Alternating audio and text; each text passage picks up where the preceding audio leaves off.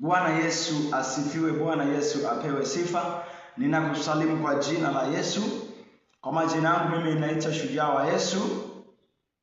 Siku ya leo ninatamani tujifunze kitu kimoja. Na leo ninatamani nikuulize mfano wa swali. Nikuulize swali moja tu dogo, ni kama swali la kizushi hivi, lakini ninaomba tu unielewe. Na swali moja nasema, kwa nini haufi? Ndio, hilo ndilo swali langu. Unaweza ukalichukulia kama la masiala, lakini leo ninataka nikuulize, kwa nini wewe haufi?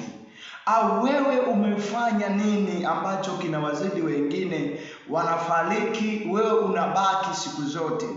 Wako wengine walizaliwa tu, hata hawakutoka nje ya hospitalini, wakafariki pale pale, ila wewe ulipata neema, ukazaliwa, ukatoka uzarini, ukaenda nyumbani, ukanyonya maziwa ya mama, ukakaa, ukaanza kutambaa, ukaanza kutembea mdogo mdogo. Hatua ya kwanza unadondoka, ya pili unadondoka, hatimaye ukawa unatembea vizuri, na hatimaye leo umepata neema ya kunisikiliza. Hivyo ushawahi kujiuliza kwa nini wewe haufi, ila hadi leo bado uko salama?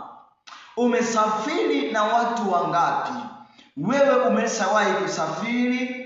Umesafiri safari za mbali, umeenda umefika salama, lakini wako wengine walisafiri kupitia hilo basi ulilolitumia, lakini wao waliposafiri wakapata ajali, wengine wakafariki, wengine wakavunjika viuno, wengine wakakatika miguu, wengine wakakatika ulimi. Yuko mmoja mimi aliwahi kuja kipindi nasoma, akaja shuleni kutafuta msaada wa matibabu ya mguu. Alikuwa haongei, bahati mbaya alipata ajali, akaung'ata ulimi wake ukakatika. Alikuwa haongei. Sasa leo nina swali kwako. Kwa nini wewe uko hai? Au wewe umewazidi nini wale waliofariki? Wengine mimi wanaona, wengine unakuta watu wema wanafariki, wale ambao tuliwategemea kwenye taifa ndio wakafariki, wale ambao tunaona ni wema kwenye jamii ndio wanaondoka, wale ambao tunaona ni wema kwenye familia ndio wanaondoka, wale ambao tunaona ni wema hata kwenye masomo yetu, wema kwenye maofisi yetu, tunaona wema wanafariki. Kwa nini sisi tunabaki? Ushawahi kujiuliza? Hili ni swali ambalo leo ukilielewa vizuri, majibu yake ambayo ninaenda kukupa leo, ukilielewa ile jibu ambalo nitakupa la kwa nini wewe uko hai, hautaendelea na maisha ya mchezo na huyu Mungu aliyekuumba. Leo ninataka nikufahamishe, tunaishi na tunakufa kwa sababu Mungu bado anatupenda.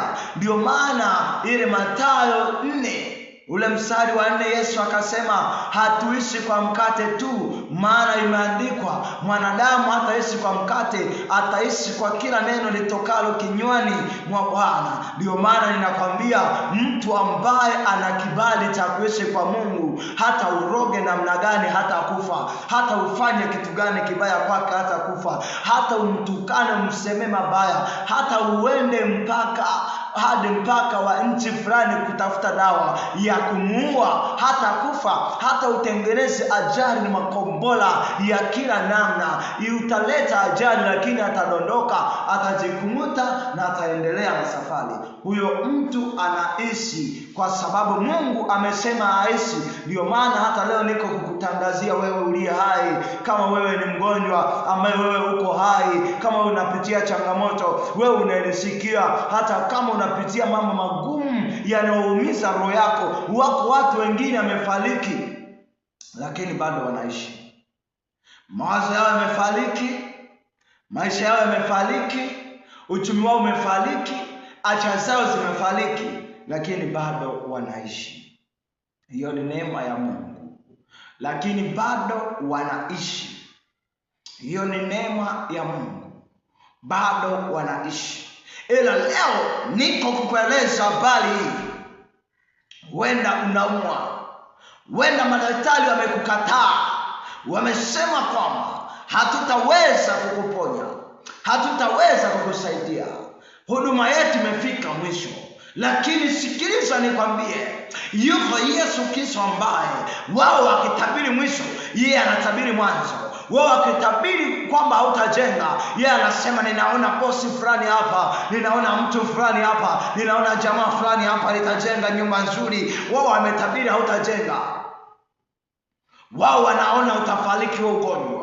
Lakini Mungu anasema ninaona jamaa moja, ninamwona mwanamke moja hapa ambaye amelazwa leo anatoka, amelazwa siku nyingi, lakini mimi ninamwona ana uzima, ninamwona anapona, ninamwona yuko salama. Haleluya, haleluya. Bwana asifiwe. Bwana Yesu asifiwe sana. Sikiliza nikwambie, Urusi sio mwisho, India sio mwisho. India ni sehemu ambako kuna sari kuu ya dunia. Lakini wako watu wameenda hiyo sari kuu ya dunia, wakakataliwa, wakaambiwa hapana, huu mfupa hatuwezi kuunga, hapana, neo ugonjwa hatuwezi kutoa, hapana, tumefikia mwisho. Lakini sikia, India sio mwisho. Majibu yako kwa mwanaume Yesu Kristo hai, ambaye yeye ameshinda kifo na mauti. Kaburi lilipomfunika, baadaye akasema nimefunika wengine, lakini huyu sio saizi yangu. Likamfungua, likamfunukia, likafunguka, likamtoa. Huyo ndiye anaweza akakutoa. Huyo ndiye anaweza akakusaidia kwenye changamoto yako. Huyo ndiye anaweza akakuokoa. Huyo ndiye anaweza akakusaidia. Huyo ni Yesu Kristo aliyeshinda. Ukimwamini anaweza akakusaidia. Ukikubali kuweka maisha yako sawa sawa na anavyotaka, anaweza akakusaidia. Sikiliza, watu wengi